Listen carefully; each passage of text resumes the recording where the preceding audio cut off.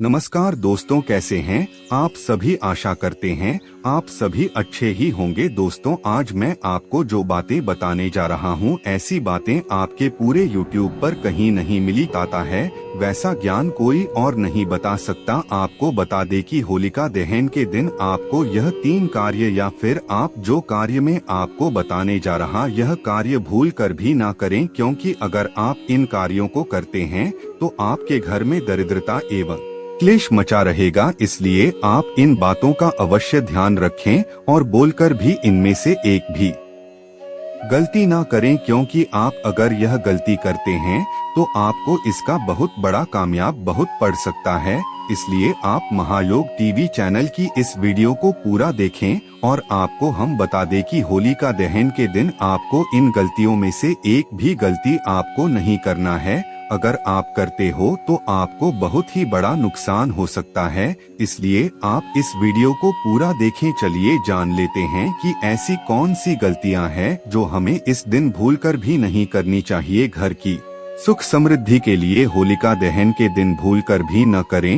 ये काम होलिका दहन को हिंदुओं के सबसे प्रमुख त्योहारों में से एक माना जाता है।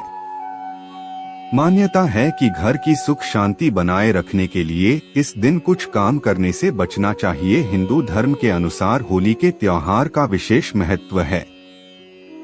होली के 8 दिन पहले से ही होलाष्टक का समय आरंभ हो जाता है, जिसमें शुभ कार्य करने की मनाही होती है और पूजा पाठ करने पर जोर दिया जाता है। इन 8 दिनों के समापन के साथ ही होलिका दहन होली के एक दिन पहले मनाई जाने वाली रस्मों में से एक है। लोगों की मान्यता है कि होलिका दहन के साथ बुराइयों का भी दहन होता है और बुराई पर अच्छाई की जीत होती है। होलिका दहन की परंपरा फाल्गुन माह की पूर्णिमा तिथि यानी कि पूर्ण चंद्रमा की रात को मनाई जाती है, जिसका विशेष महत्व है। इस वर्ष होलिका दहन 25 मार्च को मनाया जाएगा।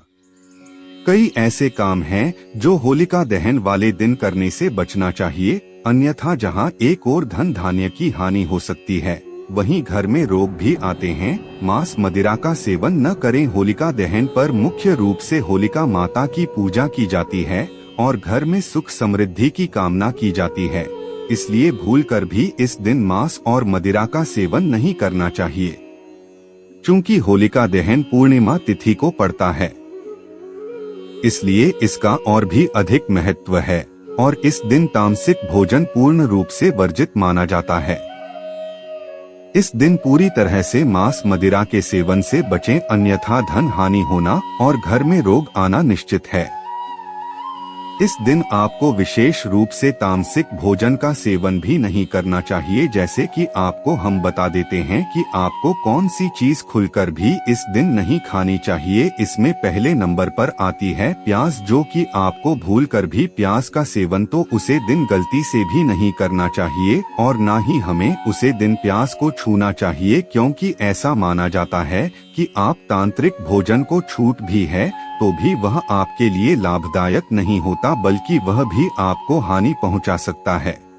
इसलिए आप इस दिन प्याज को भूलकर भी ना चों। और दूसरा है लहसुन। दोस्तों, ऐसा माना वह किसी राक्षस की मल मूत्र से पैदा हुआ है, इसलिए हमें भूलकर भी लहसुन को नहीं इस दिन बिल्कुल भी आपको प्रयोग नहीं करना चाहिए। हम आपको और भी बारी बारी से सभी जानकारियां बताएंगे जो आपको होलिका दहन के समय भूलकर भी नहीं करनी है, या फिर होलिका के दिन इस कार्य को आप बिल्कुल भी नहीं करना। अगर आप इन कार्यों को करोगी तो आपको लाभ तो नहीं होगा पर नुकसान आवश्यक हो जाएगा। अगली चीज चलिए जान लेते हैं। अब हम किसी को पैसे उधार न दें। यदि आप धन वृद्धि की कामना करते हैं तो होलिका दहन के दिन कितनी भी बड़ी परेशानी क्यों न हो, किसी को भी पैसे उधार देने और लेने से बचना चाहिए। ज्योतिष के हिसाब से मान्यता है कि होलिका दहन के दिन पैसे का लेन देन करने से धन हानि होती है। और यह भी माना जाता है कि हमारे घर में इसे दुष्ट प्रभाव पड़ता है। इसलिए आपको ना तो होलिका दहन की दिन किसी से पैसे लोग उधार लेना चाहिए और ना ही किसी को आपको गलती से भी पैसे आपके हाथ से किसी को भी नहीं देना चाहिए, क्योंकि ऐसा माना जाता है कि जो व्यक्ति इस दिन पैसों का लेन देन करता है उसके घर में कंगाली ही कंगाली छा जाती है। इसलिए आपको भूलकर भी किसी से ना ही पैसों का लेन देन करना है, ना ही पैसे की आपको उसे दिन कोई बड़ी वस्तु खरीदना चाहिए। जैसे कि कई लोग सोचते हैं कि त्योहारों पर चीजों का खरीदारी बहुत ही शुभ मानी जाती है, पर होलिका के दिन आपको कोई भी चीज को खरीदना भी नहीं चाहिए, क्योंकि इसमें पैसे का लेन देन होता है। इसलिए आपको फुल कर भी कोई भी चीज नहीं खरीदनी चाहिए, क्योंकि यह आपको लाभदायक तो नहीं होती पर हानिकारक आवश्यक हो जाती है। इसलिए आप पैसों का लिंग स्थित फुल कर भी ना करें, बुजुर्गों का अपमान न करें। घर के बड़े हमें हमेशा अच्छे काम करने की सलाह देते हैं, इसलिए उन्हें हमेशा सामान देना जरूरी है। ऐसा माना जाता है कि जो बुजुर्गों को सम्मान नहीं देत उसको नरक की यातना झेलनी पड़ती है और उसके साथ बहुत ही गलत प्रभाव से शनि देव की को दृष्टि उसके ऊपर पड़ जाती है। इसलिए बुजुर्ग का हमेशा ही सम्मान करना चाहिए और बुजुर्गों की आप इस दिन जितनी ज्यादा आप उनकी सच्चे दिल से हंसी सेवा करोगे तो आपको मनोवांछित फल की भी अवश्य ही प्राप्ति होती है। इसलिए आप बुजुर्गों को कभी भी गलत कहने से तो आपको फुल कर भी गलत बुजुर्गों से नहीं कहना चाहिए। खास तौर पर होलिका दहन के दिन बुजुर्गों का अपमान करने से बचें।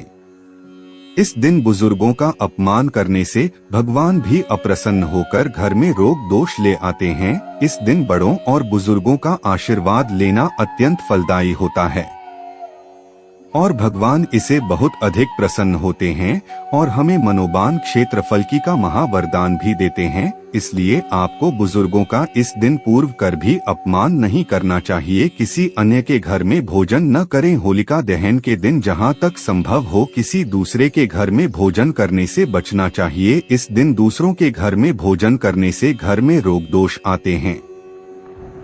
इस दिन अपने घर में शुद्ध भोजन बनाकर पूरे परिवार समेत ग्रहण करना चाहिए और ईश्वर को भोग लगाना चाहिए। ऐसा माना जाता है कि जो इस दिन सामूहिक भोजन करती है उनके जीवन में कभी कोई कष्ट समस्या नहीं आती और उनके घर में भाईचारा एवं प्रेम बढ़ता है। ऐसा माना जाता है कि जो व्यक्ति इस दिन साथ में सभी व्यक्तियों को एक साथ बिठाकर खाना खिलाते हैं अपने मोक्ष की प्राप्ति होती है। इसलिए सभी व्यक्तियों को एक साथ अवश्य ही आना चाहिए। घर की प्रत्येक सदस्य को एक साथ ही खाना खाना चाहिए, क्योंकि इससे आपके घर में फिर कोई नकारात्मक शक्ति थी उसे घर में कभी कोई प्रवेश नहीं करती। हालांकि यह बात भी सत्य है कि एक साथ भोजन करने से आपके घर में कभी कोई क्लेश या कोई कविता आपके घर में फिर कभी नहीं आती। बाल खुले न छोड़े। मान्यता है कि होलिका दहन के दिन कई नकारात्मक शक्तियां इर्द गिर्द घूमती हैं,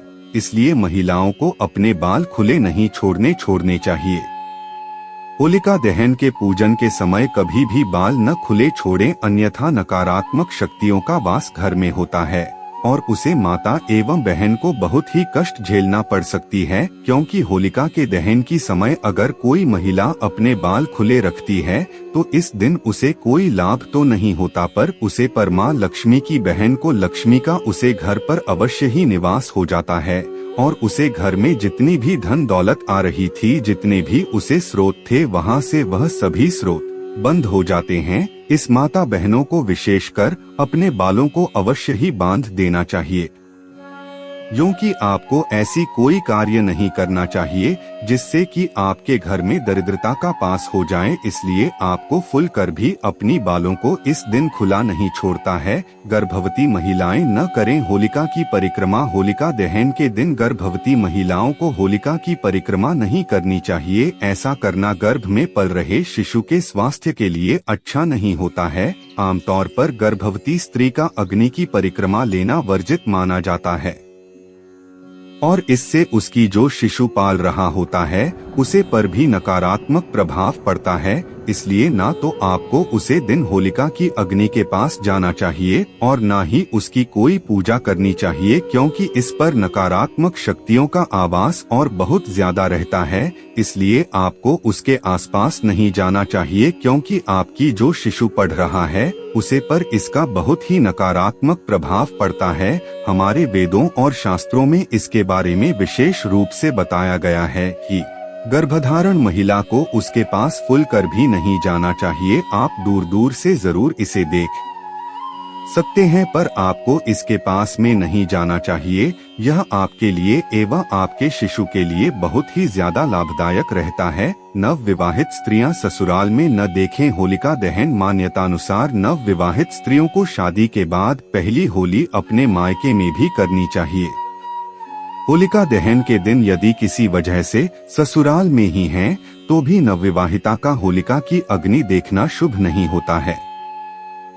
इससे ससुराल और मायके दोनों पक्षों में दरिद्र आता है और ऐसे घरों का नाश हो जाता है। इंजन घर की बहू बेटी इस कार्य को करती है, उनके दोनों ही घर में नस नस होता है। इसलिए आपको भूलकर भी होलिका के पास नहीं जाना है, पर आप होलिका को दूर से आप ज्यादा से ज्यादा हो सके उतनी दूर से आपने जरूर देख सकते हैं, पर होलिका के पास इस दिन आप फुल कर भी ना जाएं, क्योंकि ऐसा शास्त्रों में इस चीज को वर्जित माना जाता है। क्योंकि जो महिला ऐसा करती है उसके घर में हमेशा ही दर्द देता का पास रहता। आप अपने परिवार को खुश देखना चाहती है तो आपको भूल कर भी उसके यानी कि होलिका के पास में नहीं जाना चाहिए, क्योंकि यह बहुत ही नकारात्मक प्रभाव पड़ता है। इससे आपको बता दे कि हमने जितनी भी अभी तक आपको जानकारी बताई है उसे जानकारी का आप अवश्य ही पालन करें। आप सभी के लिए हम इतनी ज्ञानवर्धक जानकारी लेकर आते हैं,